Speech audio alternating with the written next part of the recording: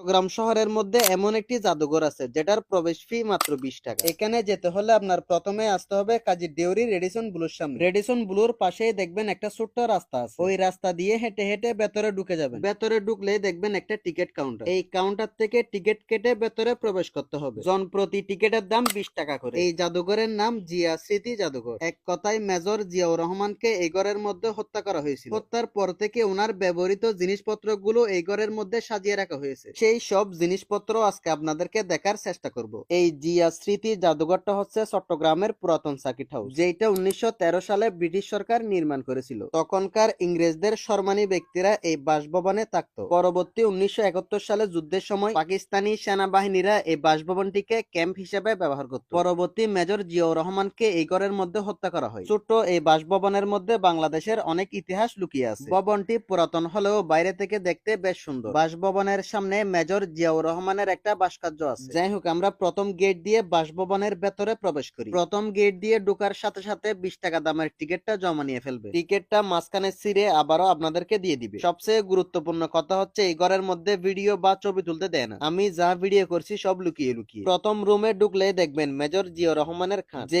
খাটের মধ্যে মেজর জিয়াউর রহমান থাকতো। সাথে ওনার ব্যবহৃত জুতা, সাবান, প্লেট এইগুলো সাজানো আছে। ওনার ব্যবহৃত শার্ট, প্যান্ট এবং কোমরের বেল সবকিছুই দেখবেন। এক রুম থেকে অন্য রুমে যাওয়ার জন্য একটা রাস্তা আছে। এর পরের রুমে গেলে দেখবেন মেজর জিয়াউর রহমানের একটা ভাস্কর্য। কালুরঘাট বেতার কেন্দ্র থেকে 7 মার্চ 1971 সালে মেজর জিয়াউর রহমান স্বাধীনতার ঘোষণা দিয়েছিলেন। সেই জিনিসটা স্মৃতি হিসাবে রাখার জন্য এই ভাস্কর্যটা তৈরি করা। 1971 সালের যুদ্ধের সময় যে অস্ত্রগুলো ব্যবহার করা হয়েছে সেগুলো এখানে সাজিয়ে রাখা আছে। এইখানে ঘোরাঘুরি শেষ করে দেখবেন পাশে একটা সিঁড়ি আছে। এই সিঁড়ি দিয়ে উপরে উঠা যায়। এই সিঁড়ি দিয়ে উপরে উঠলে একটা বেলকনি আছে, কিন্তু দুঃখের কথা হচ্ছে এখানে তেমন দাঁড়াইতে দেয় না। এইখানের নিয়ম হচ্ছে শুধু দেখে দেখে চলে যাওয়া। দাঁড়াইলে ওইখানকার সিকিউরিটিরা এসে আপনাদেরকে বকাঝোকা করবে। দ্বিতীয় তালার মধ্যে একটা গুরুত্বপূর্ণ জায়গা আছে। মেজর জিয়াউর রহমানকে যখন গুলি করে হত্যা করছিল সেই গুলির বুলেটের চিহ্নগুলো এখনো দেওয়ালের মধ্যে আছে এবং রক্তের চিহ্নগুলো কাঁচের গ্লাস দিয়ে বাঁধানো আছে। মেজর জিয়াউর রহমানের প্রত্যেকটা ব্যবহৃত জিনিস এই ঘরের মধ্যে স্মৃতি হিসাবে সাজিয়ে রাখা আছে। এই বারান্দা দিয়ে সামনে হেঁটে গেলে নিচে নামার রাস্তা আছে। একটা জিনিস ভাবতেও অবাক লাগে, সেই তখনকার আমলে ডুপ্লেক্স বাড়ি ছিল, আর